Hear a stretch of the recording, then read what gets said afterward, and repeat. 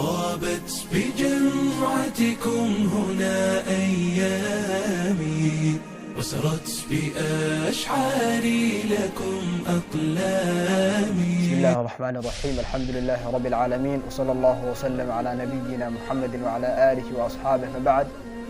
كلمة ما أنت ولا الوحي كعبر أنت هاي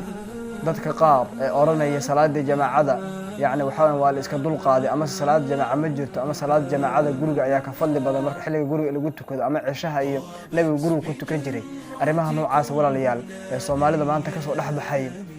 ee salaadiidka ah ayaan rabo walaalayaal insha Allah ta'ala wax yar ka tilmaamo masalada noocaas walaalayaal salaada jamaacada qowlka raajixa ah culimadu waa isku khilaaf baa ka dhaxeeya khilaafka dhaxmaray waxa ugu raajixsan culimada qaar ee qabo marka waxa weeyaan salaada jamaacada inay tahay fardul ayn ruuxi ka taga salaad ku dambaabahayo hadii waxa weeyaan salaadiisi waxa weeyaan kali ku tukado jamaaca oo ku tukanna salaadiisi ay ka ansaxayso culimadu saddex qowl bay isugu khilaafeen qolo waxay leeyihiin salaada jamaacada sunno waaye oo marka waxa weeyaan caadi waaye qof gurigiisa uu ku tukan karaa salaadiisi waa gudaysa mana dambaabayo qowlka saddexaad wuxuu leeyahay salaada jamaacada waa fardul ayn oo waxa weeyaan qofka muslimka ah waajib ay ku tahay qof walba muslim ah yaani waxa weeyaan dumarka kuma jiraan laakiin ragga ayaa laga hadlayaa maadaama ay waajib tahay qofkii ka taga waxa uu ku dambaabaya salaadiisina way gudaysaa qowl saddexaad oo oranaya ayaa jiro salaada jamaacada waa waajib oo culimada qaar ay qabaan waa waajib يعني ولي فرض فرض وحويان شرط الصحة أي ليه وشرط إن صلاة جماعة لقيته كذا شرط قاس وشرط الصحة صلاة هذا جماعة لقيته كنا صلاة أنصح الناس أي ليهن صلاة دي هذو كتجنا ودنبابي صلاة دي سنة مجرت أي ليهن وسوء علان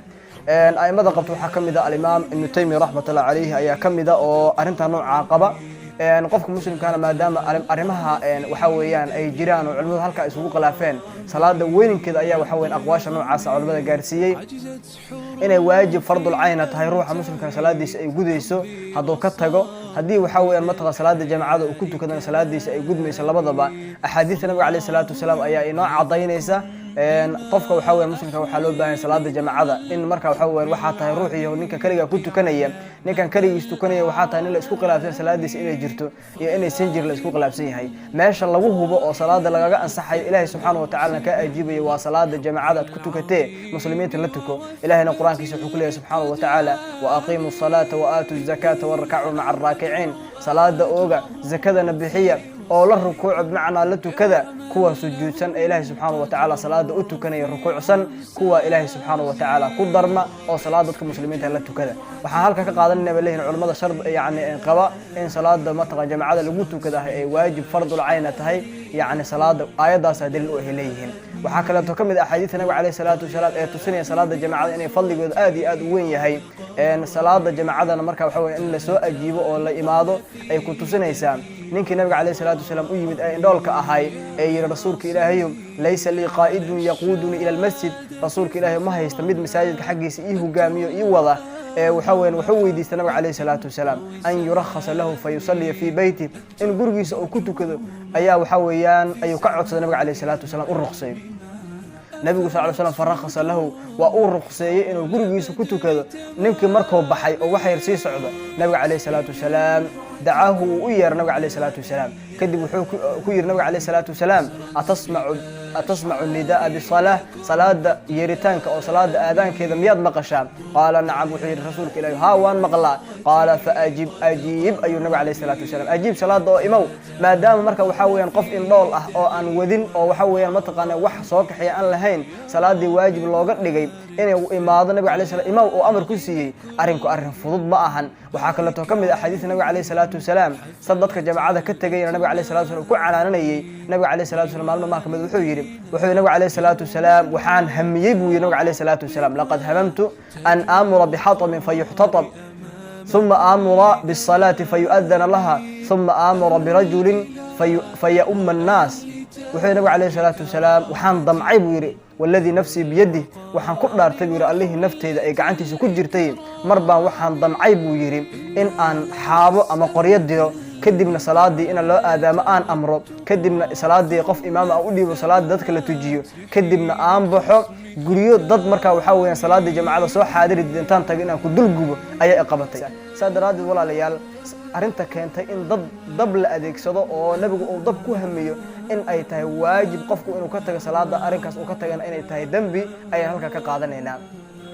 waa mid labada nabi kaleey salaatu wasalaam ninkii Abdullah ibn Maktub ayaa u yimid waa ninkii yiraahdo waa ninkii indhoolka ahay ee saxaabiga ahay marka jaliilka ahay ee nabiga muadinkiisa ahaan jiray ayaa maalmaha ka nabigu u yimid markaasuu rasuulka Ilaahayow magaalada Madiina waa magaalo waxa weeyaan kathiratul hawaami was-sibac dugaageeda iyo xayawaanaadka sunta leh halaqyada aad ay u farabadeen anuguna nin dhool ayaan ahay macnaha rasuulka Ilaahay ii ruqsay inaan gurigiisa ka tukado nabigu wuxuu yiri sallallahu alayhi wa alihi wasallam ma maqasha hayya ala salah wa hayya ala al-falah hayya ala salah hayya ala al-falah ma maqasha فحيها الله بنبي عليه الصلاة والسلام أي تعال إمام صلاة أو كالا يسوء آذان سواء مركا وحاويان سواء قاد ما يشا مركا صلاة الجماعة المسلمين كنت كنا يهويان هل كا وحكا قادنا إن ما دام الروح إن دول أو أن قرنا ينين مركا وحاويان ما يشا وكسع ما يشا كإماد انتبه أيال اللي يري إمام أو نبي عليه الصلاة والسلام أمر كب حيي إن أي صلاة سواء قابلان ضدكاسي ما دام مركا وحاويان قف مؤمن أو إن دول إلهي سبحانه وتعالى أو كإلالي وحيالها كلا تو حاويان هوين waxa asagoo indhool ayaa hadan Ilaahay subhanahu wa ta'ala wuxuu leeyahay nabiguna ku amray sallallahu alayhi wa alihi wasallam inuu salaada jamaacada soo oogo salaada imaado halkan waxa ka qaadanayna culimada qabta in salaada jamaacada ay fardul ayn tahay ala kulli muslimin qof walbo muslim ah oo nin raga oo baaliq in salaada ku tahay waajib in marka waxa weyn la soo qaabilo masaajid jamaacada lagu tukadana ay waajib tahay ayaan ka qaadanaa xadiis nabiga alayhi salatu wasalaam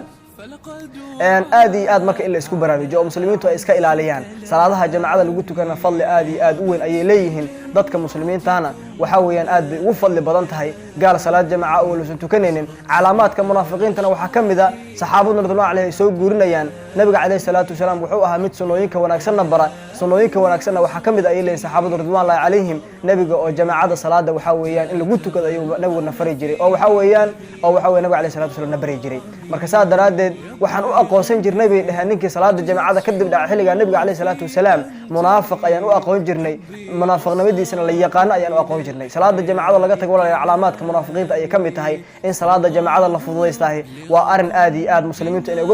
iskaga ilaaliyaan ay mudan tahay salaada marka waxa weeyaan walaalayaal fadliga ay leedahay nabiga alayhi salatu wasalaam wuxuu yiri salaatul jamaaca أفضل من صلاة الفذ ب27 درجة صلاة جماعة لقوتو كذاهي وحي صلاةها كلية لقوتو كذاهي أي ديرتهاي تضبي إلى 20 درجة قولوا هذا كنتو كتو سررت أكت أنت تصلي صلاة أدلقة تداتو كتو صلاة فضلقة أنت الأجهل أدميسد لكن صلاةها فضلقة بدل إن قوليها لقوتو كذاهي وصلاةها نوافش اللي يراهدو أو وحويان روح مسلم كائنه صلاة دي أو سجورك أو سكنك قبور أو كنتو كذا صلاةها كنتو كذا أي لوبة هي صلاةها كهر ريا مركب واجب كهر ريا labada ragca qaarkood afar ragca ay yihiin in guriga aad ku tukato nabiguna sallallahu alayhi wa alihi wasallam wuxuu ahay intuu soo guriga ka soo bixin salaada subaxiga gurigiisa ay ku soo tukan jiray laba salaadood oo ka horeysa salaada subaxiga ka horeysa in marka aad loo baraarugo muslimiintu ay waxa weeyaan akthar maanta muslimiinta waxa weeyaan ciladaha haysta waxa kamid inay axaadiitan jiray nabiga alayhi salatu wasallam ka soo guuriyaan oo waxa kamid ah axaadiita ay soo guuriyaan nabiga alayhi salatu ka guurinayaan in nabigu oo gurigiisa ku tukan jiray salaada jamaacada ogow hadalka nabiga alayhi salatu wasallam wax aad nabiga ku arkin ama aan nabiga alayhi salatu wasallam oo yaacna sameeyay wali hadii aad tiraahdo nabiga ayaa sameeyay ogow naarta ayaa boos ku leedahay oo waxaad soo galaysaa kuwa nabiga alayhi salatu wasallam oo yiri man qaala alayya ma lam aqul falyatabawwa maq'adahu min an-nar qofkii yiraahdo ayuu nabiga alayhi salatu wasallam wax anigu aan dhihin naarta boos ka diyaarsado bimaana waxa waa looga diyaariyaa oo naarta boos looga diyaariyay booskiisa u diyaar garow weeyaan arinta marka waxa weeyaan walaal in ku baraarugno ayaa loo baahan yahay dadka muslimiinta ah ee masaajidada ku tukanaya culimada inta waxa weeyaan salaadii jamaacada la fududeystay ninka waxa weeyaan xilligii zaman aakhirka nabiga alayhi salatu wasallam tilmaamay ayaa la maraya ee nabigu uu yiri sallallahu alayhi wasallam ninku waxa la gaari doona waqti ee ninku gacanta uu ku qaadan doona kabihiisa masaajidka dhinaca kale kaga bixi doona xaaladiina maanta waan haynaa in masaajidii lugaha lagu dhaxmarayo iyadoo wax salaada lagu tukanin walaalayaal marka arinta aad aan isaga ilaalino insha Allah ta'ala kilibkayga maanta intaan ay ku soo gabagabeynay hada wabillahi tawfiiq wa sallallahu wa sallam wa baraka ala nabiyina Muhammad